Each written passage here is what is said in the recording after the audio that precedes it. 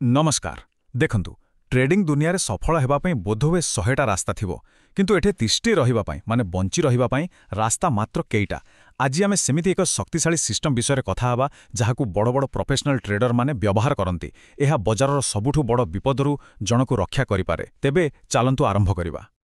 एइटा गोटे बहुत बड़ प्रश्न नुहे कि बेले बेले बहुत भल लाभ परे भी हठात गोटे ट्रेडिंग अकाउंट पूरा खाली होई जाए।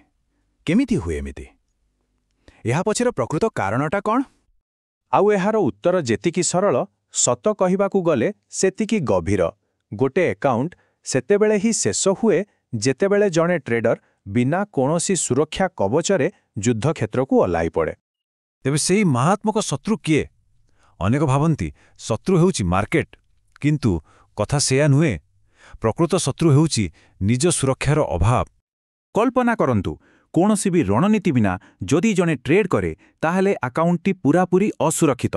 हाँ होइतो किछि छोट छोट युद्ध जीति हेबो, किंतु गोटिए मारात्मक तीर माने गोटिए बड़ मार्केट मुवमेंट ही सबु किछि शेष करिदबा पई यथेष्ट।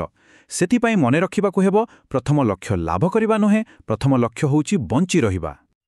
आउ एथिपई न पूरा मानसिकतारे गोटे परिवर्तन दरकार। ध्यान को लाभ पछर हटेकी मूलधन को केमती बंचे हेबो ता उपरे केंद्रित करिबाकू पड़िबो।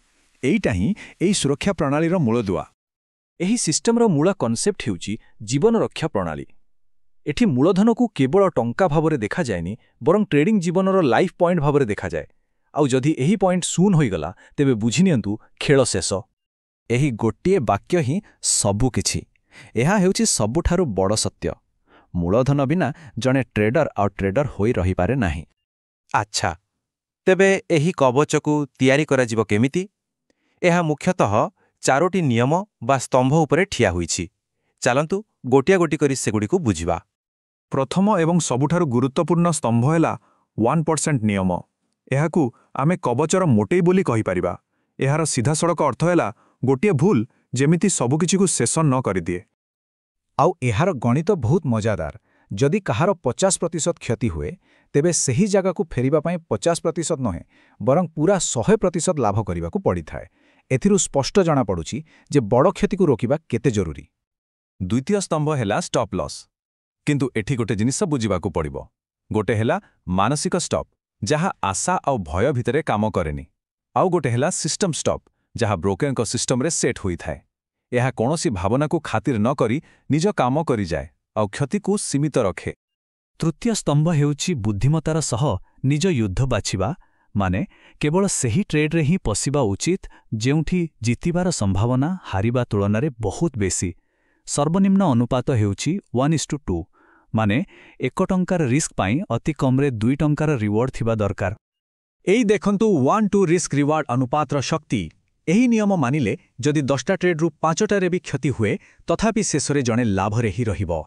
एहा ही होची गाणितिक अनुशासनर जादू। चतुर्थ एवं शेष स्तंभ हेउची गोटे सेफ्टी स्विच बा सर्किट ब्रेकर। जदि कोनोसी दिनरे मोट क्षति मूलधनर 3% छुई जाए ताहाले सिस्टम बंद। सेही दिन पई आउ कोनोसी ट्रेड नाही। एहार कारण संपूर्ण मनस्तात्विक। जेतेबेले जणे ट्रेडर लगातार क्षति सहे से रागरे किंबा भावप्रवण होई रिवेंज ट्रेडिंग करिबाकू चेष्टा करे, आउ ताहा ही आहुरी बड़ क्षतिर कारण हुए। एही नियम जणे ट्रेडर को निज भावनारू ही रक्षा करे। ठीक अछि, तेबे थ्योरी तो बहुत हैला। एबे चलंतु देखिबा एही जीवन रक्षा प्रणाली को प्रकृत ट्रेड रे केमिति प्रयोग करा जिवो। धरा जाऊ मोट मूलधन हेउची 1 लाख टंका। तेबे ट्रेड नेबा पूर्वरु एही पदक्षेप गुड़िकू मानिबाकू पड़िबो। प्रथमे रिस्क सीमा सेट करागला जहा 1% अनुसारे हेला 1000 टंका। तापरे एंट्री आउ स्टॉप लॉस आधार रे प्रति शेयर रे केते रिस्क ताहा बाहर करागला। एबे आसिला सबुठु गुरुत्वपूर्ण काम, पोजिशन साइज बा केते शेयर किना जिवो ताहा स्थिर करिबा। एथिपाई एही सरल सूत्रटी व्यवहार करा जाए जहा ट्रेडिंग रो अंदाजा लगेबा काम को पूरापूरी हटेई दिए। आम उदाहरण रे 1000 टंका को 10 द्वारा भाग कले उत्तर आसिबो 100। तेणु केवल 100टी शेयर ही किना जिवो, ना गोटिए कम ना गोटिए अधिक। एहा द्वारा 1% नियम केबे भी भांगिबो नाही। एई सबु किछुर मूल लक्ष्य कौन? लक्ष्य हेउछि गोटिए, ଗୋଟିଏ ଖରାପ ଟ୍ରେଡ୍ ପରେ ମଧ୍ୟ ଜଣେ ଟ୍ରେଡର ପରଦିନ ଲଢ଼ିବା ପାଇଁ ଯେମିତି ବଞ୍ଚି ରହେ। ତେବେ ଏହି 4ଟି ନିୟମ ମିଶି ତିଆରି କରନ୍ତି ଜୀବନ ରକ୍ଷା କବଚ। ପ୍ରତି ଟ୍ରେଡ୍ରେ ରିସ୍କକୁ ସୀମିତ ରଖିବା, କ୍ଷତିକୁ ଅଟୋମେଟିକ୍ କାଟିବା, ବଡ଼ ଲାଭ ପାଇଁ ଲକ୍ଷ୍ୟ ରଖିବା ଏବଂ ନିଜ ଭାବନାକୁ ନିୟନ୍ତ୍ରଣ କରିବା, ଏହା ହିଁ ହେଉଛି ପୂରା ପ୍ରଣାଳୀର ସାରାଂଶ। ଏହି ପୂରା କନସେପ୍ଟକୁ ଗୋଟେ ସରଳ ଉଦାହରଣରେ ବୁଝିହେବ। ଭାବିନିଅନ୍ତୁ, ଟ୍ରେଡିଂ ହେଉଛି ହାଇୱେ ଉପରେ ବାଇକ୍ ଚଲାଇବା। ଲାଭ ହେଉଛି ବାଇକ୍ର ଆକ୍ସେଲରେଟର, ଆଉ ରିସ୍କ ମ୍ୟାନେଜମେଣ୍ଟ ତାହା ହେଉଛି ହେଲମେଟ୍ ଆଉ ବ୍ରେକ୍। କଥାଟା କେତେ ସତ୍, ଆଉ ଷ୍ଟପ୍ ଲସ୍ ହିଁ ସେଇ ହେଲମେଟ୍। ଏହା ବିନା ଜଣେ ଯେତେ ବଡ଼ ବିଶ୍ଳେଷକ ହେଲେ ବି ଗୋଟିଏ ଭୁଲ ହିଁ ତାର ଟ୍ରେଡିଂ ଯାତ୍ରାକୁ ସବୁଦିନ ପାଇଁ ବନ୍ଦ କରିଦେଇପାରେ। ତେବେ ଏହି ବିଶ୍ଳେଷଣ ଶେଷରେ ଗୋଟିଏ ହିଁ ପ୍ରଶ୍ନ ରହିଲା।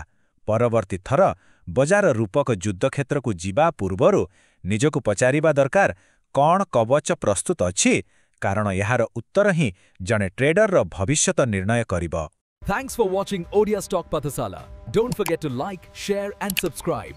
Your journey to financial freedom starts here.